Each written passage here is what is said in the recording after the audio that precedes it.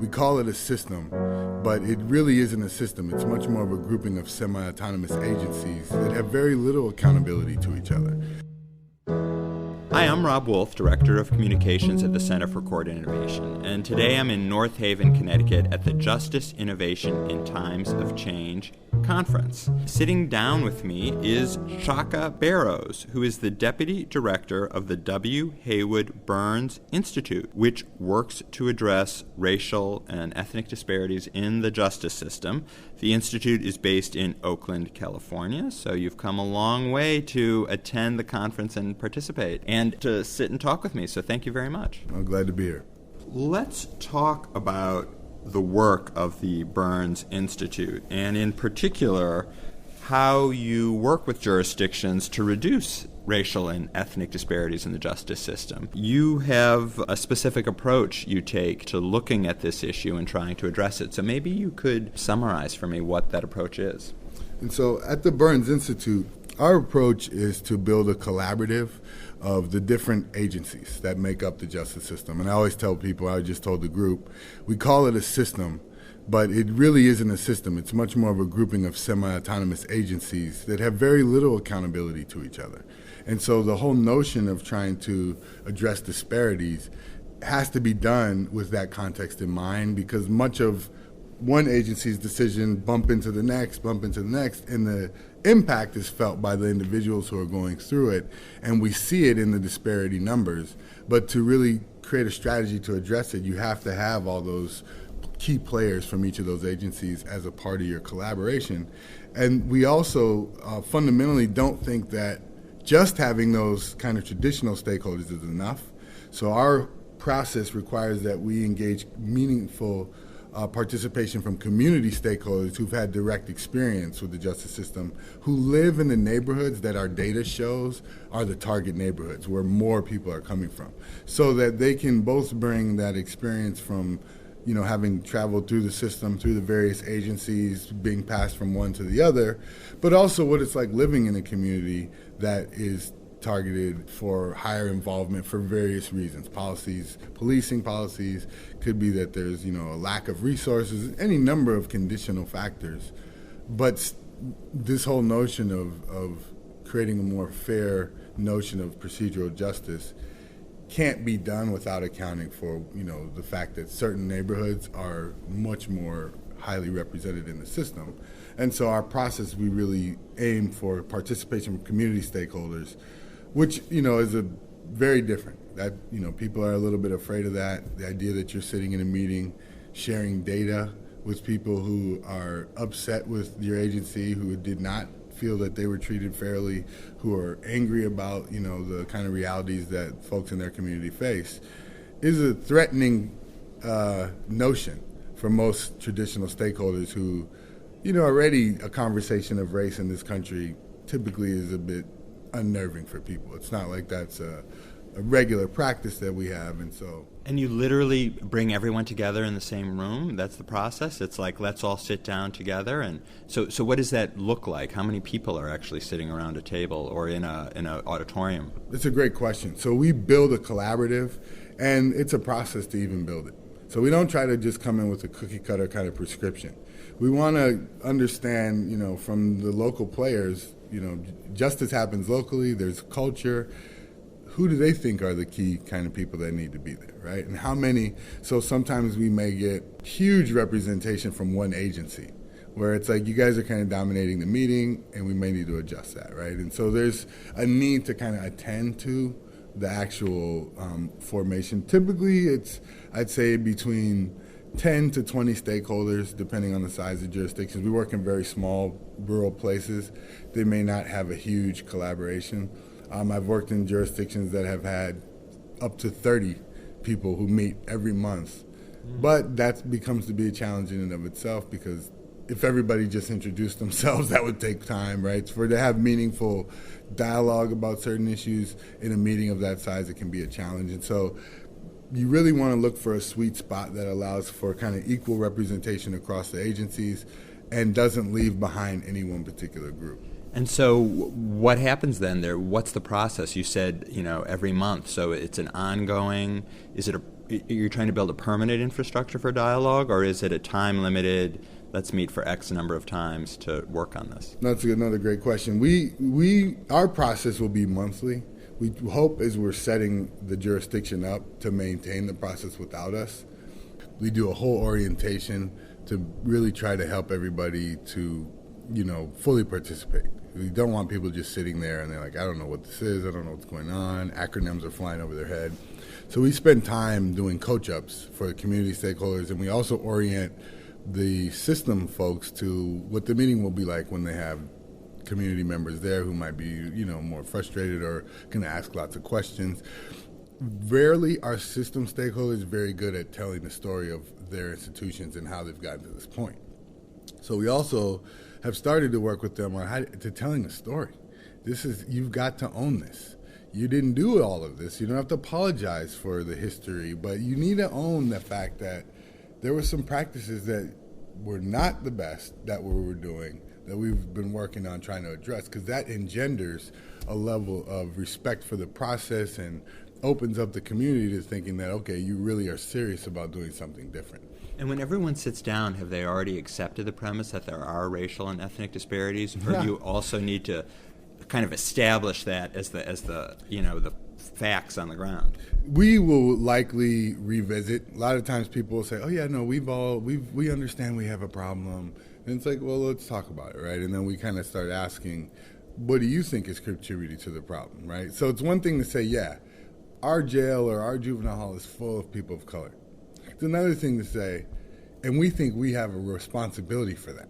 We think we're contributing to that, right? When we ask the question, and what do you think drives this? Everything but them usually is kind of the response we get, which lets us know, no, you probably don't realize what this is going to be like. You're going to feel like, well, why are you guys asking us about what our decisions are? It's like, because you have control over that. You don't have control over external factors like Hollywood violence in movies, culture of violent music, right? Or just the fact that, there is this history of segregation in the country. You can't just undo that in your collaborative. We don't quite have the power to say, you know what, let's just change the zoning and all the way the neighborhoods are set up, and let's go ahead and make it so that, job discrimination doesn't happen anymore. It's like those things aren't really in the purview of that particular collaborative, but their decision-making practices are. So you can control who you violate for probation. Do you send out bench warrants before actually reaching out to people in their native language? So do you know if your court letters are landing on folks who couldn't understand it in the first place? And so now you're putting a warrant out for someone who never fully engaged in the information in the beginning. So we then analyze each decision point by race, ethnicity, gender, geography, and offense. So that it's a way to understand at each decision point, what are we doing? What is the impact of our decisions? Where are people going? What's happening? How do you know what the impact on all those factors you just said at each decision point, meaning like at arrest or a decision to charge or a decision to carry a case forward or a decision kind of sentencing or to plea? All those things are decision points, right? Do you just ask people what do you do, or you're looking at actual hard data and numbers? We first go to hard data and numbers if they have it. Oftentimes they don't. And so that is a huge problem. And so we're also not researchers. This isn't a research project. We're not trying to prove that our data that we've got is super accurate. Basically, we use what you have to try to figure out a way forward. Understanding your data might not be perfect. One issue we see all the time is the issue of ethnicity around Latinos. So very few jurisdictions have a really great practice for capturing Latinos within their justice system. Typically, though, they get captured as white. So it skews the white population up, and it skews their Latino population down, and it throws kind of all of the comparisons that we want to make off. And there's a set of kind of conditions that attribute to it because it's an ethnic group, people speak Spanish, maybe they don't. There's a lot of factors. There can be very light-skinned Latinos, and so one of the things we ask are, well, who decides? Is it your staff? Do you ask the person directly? What's the process for the collection of the data? Because typically once we start to analyze it and show it back to them in meetings, we'll start to get some pushback. Well, where'd you get these numbers? What is this? This is wrong. And it's like, well, these are your numbers. We got them from you. Now, they may not be as accurate as they could be, but this is what we have right now. So let's get started, right? So we don't want to be in a process of never-ending cleaning of data, reviewing the data, and then, getting into this kind of just adoration of the question, right? And just adoring this, well, what else do we need to think about? And what else is right? Versus like, okay, I think we know enough that there's a tribe we have a reservation in our county, and 30% of the young people in our justice system or 30% of the adults are coming from that reservation. I think we can start there, right? And now maybe we want to, tribal affiliation, we need to go a bit deeper, and those things are helpful, but that's where we like to begin. So once we kind of orient folks to the process, we'll do a history, talk about how this country started, how these justice systems were started, give everybody equal kind of understanding of the playing field. And then what we like to do is start actually looking at data, looking at what they have. Like I said, we're not a bunch of researchers, so we take people's dirty data and use it. And we're not going to just say, well, we can't go forward until this is pristine. It's like, well, no, this is what you have right now. There's tiers. So the first tier is if you think it's not clean enough, what do you need to do to address it? And we can try to help with some of that, but really that needs to be owned by the jurisdiction. How do you analyze it? Is this a new practice? So if it's new, they might become defensive when all of a sudden you're sitting in a meeting with your peers, other agency heads, looking at data that really shines a light on your staff's practice in terms of making decisions, and feel like, well, wait a minute, why is everyone looking at us? So the first group to get data scrutiny usually is a little bit raw, right? Because this is a whole new practice. They may not even look at this data regularly internally, and so there's not a defense in place to explain away what's happening. There's this kind of nervousness, right? And so that's a process in and of itself. So all this takes time. None of this is fast. Our main goal is to get to the point where we can have the group establish a target population for racial and ethnic disparities that they want to move safely out of their system.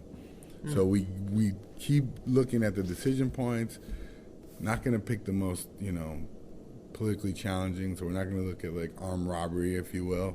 A lot of times people are, not ready to say, yeah, let's move those folks out of the system safely, but looking at bench warrants, violations of probation, offenses that really aren't about public safety at all, but much more about administration of services and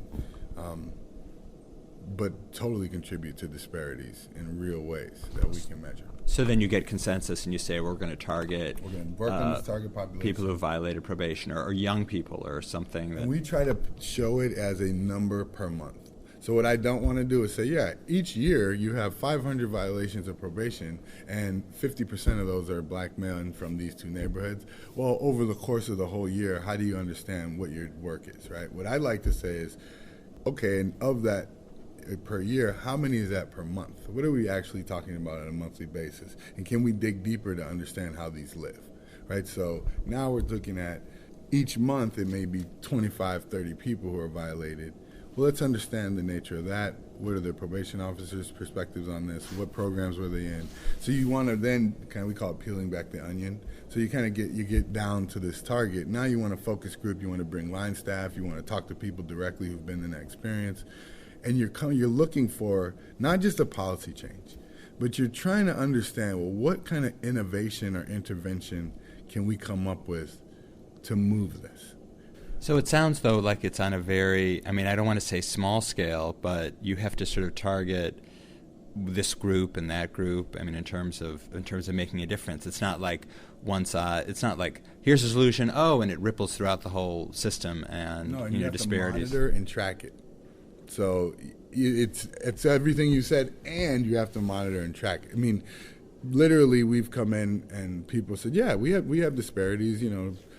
81% of our inmates are African American. And it's like, okay, well, what else do you know about them? Nothing.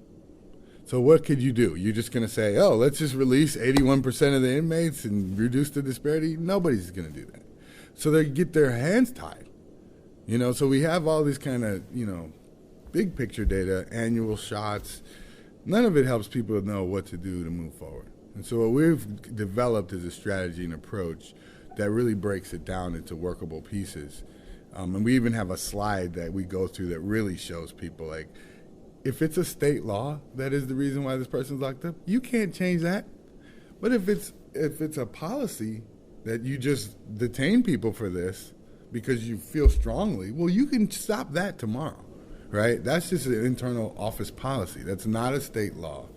So understanding how these things play out is really crucial, but it takes time. It takes that investigative work. You have to actually include the people who do the work on the day-to-day, the line staff, not just the supervisors and managers, because, these are people, and people can kind of make it work or not. I want to ask one more question, but I think it's probably a complicated one that has a long answer. But how do you deal with the issue of implicit bias? Everything you've described to me is something you could see on paper and go, oh, look at this number, look at this policy, you put these together, and that equals a disproportionate, or disparity. But what about these things that are more intangible, yet that we know impact at these decision points, why they decide to charge someone give someone a higher charge and someone not a higher charge. If there's bias involved and it's happening in the back of their heads and they don't even know it, how do you address that?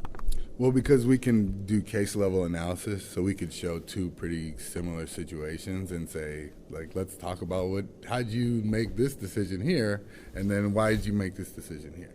And not try to label someone to say, we've caught you, but we'd rather show them what they're doing and see if they themselves can see these patterns, right? But we also bring in community people in the meeting who are going to naturally see those patterns because that's their experience. And they'll ask the question very directly to say, well, I don't think that makes sense, right? And so you need that person who's not going to play so much by the rules to say, well, and why do we do that? That doesn't seem to make sense. Or why is that in this neighborhood? I'll give you an example. Then in one city we worked in a particular area of town, any Latino kid with a marker was considered in a gang and was writing gang messages on the walls and creating potential shootings, right? And it was the narrative that basically turned into an automatic hold for any Latino kid with a Sharpie, right? So somewhere there's bias loaded into that, right? But if you just came in the door and said, you guys are, racist and you're picking on Latino males, you're going to run into a lot of opposition. It's another thing to start peeling it back to say, okay, well, this is some of what we're hearing from your own staff, public defenders. Certain judges see these kids with markers and they think gang membership, right? And everybody kind of follows suit. But what we've actually looked at that's not the case. And try to come at it in a way where people are going to be able to listen and hear.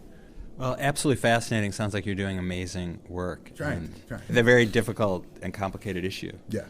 I've been speaking with Tshaka Barrows, who is the deputy director at the Barrows Institute in Oakland, California, which is working to address and diminish and eradicate racial and ethnic disparities in the criminal justice system. Thank you so much for taking the time to talk with me. Thank you.